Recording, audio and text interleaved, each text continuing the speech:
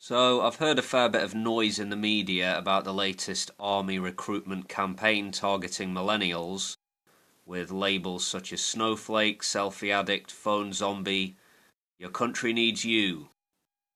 Some have been raising the question, is this offensive? Simple answer, for me, no. Silly maybe, a marketing ploy. I get it. But the army has been recruiting millennials into its ranks for years, with many young soldiers coming from deprived or poor parts of the country, where their career options and job prospects are limited to say the least. So, silly marketing campaigns aren't offensive. What is an affront to most thinking people, I fancy, is young men and women being sent off to fight and die in conflict zones in the Middle East, ongoing wars and violence fueled by geopolitical ambitions orchestrated by greedy, corrupt, and callous elites. But the military itself seems to be in a crisis right now, a recruitment crisis. So recently people from Commonwealth countries no longer have to have lived in the UK for 5 years before they can apply. 200 people from 2016, Commonwealth citizens, who had not lived in the UK for 5 years could join up, per year I assume. Now, that 200-person cap has been lifted. According to a report last year, the armed forces as a whole had a shortfall of 8,200 in soldiers, sailors and air personnel. That's full-time trained regulars, which by their own targets is about 5.7% lower than required. Capita, which is the provider which runs recruitment campaigns, has come in for some stiff criticism. Between April 2014 and April 2017, there is a drop of between 8 and 9,000 fully trained troops in the British Army. Why the big drop-off then? Okay, I hear people speculating this and that. It's due to an aging population in part, growing obesity contributes, and maybe the military itself is not doing enough to recruit from black and Asian communities. Not doing enough to reach out to women either, not getting with the times perhaps. Well, all of that might be true to one degree or another, but if you look at things longer term, austerity has clearly impacted the army as it has many areas of civilian life. There was over 100,000 full-time servicemen and women in 2010, when the Tories got back in. Within 5 years, 20,000 personnel had been cut.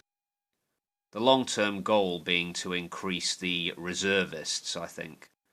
Increase the part-time soldiers. All this was about reducing the budget deficit. So, the National Audit Office report of last year, 2018, was highlighting shortages in engineering, communications, medical, pilots, logistics, and intelligence.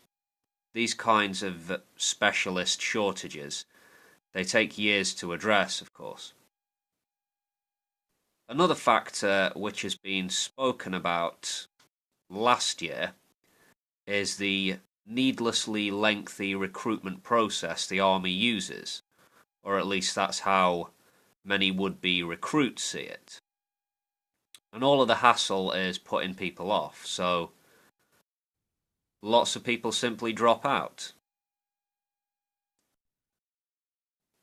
The truth is, though, although the army is considerably smaller now than it was as little as 10 years ago, due to this reason or that factor, the Ministry of Defence, if it wanted to expand the army, or the Navy, If it wanted to boost the numbers of new regular soldiers or sailors, they could. They could change the system, they could streamline this or that aspect to the process. So it comes down to a question of political will. Now, personally, as I've said before, I'm not a fan of the military. I'm not a jingoistic flag waver. You can still see from the attitudes of people in power and the institutional manner in which the British military is structured that it is still an imperial animal. It has not fully, anywhere near fully, let go of the past. Now, a world with many less soldiers in it is a good thing as far as I'm concerned. War is an obscenity, and I don't see that as an extreme position. A lot of people do, though. They see it as liberal, lefty crap. And maybe they ask me, what about the Russians, man? Did you think about the Russians? Well, yeah, I did, and I do. Putin is a problem. Many other countries and their militaries who are aligned to us, yeah, they also see Putin as a problem. The problem of increasing aggressive Russian behavior. But here's the thing. The world, it's not going to be made a better place or a safer place by investing more in violence and weapons and new warfare technologies. We need to be de-escalating, thinking about non-violent solutions, putting more stock in diplomacy, and yes, dare I say, putting together daring new peace initiatives for the world. As far as the British military goes, well, it's going to keep chugging along, but as society continues to change, it may face big problems in the future.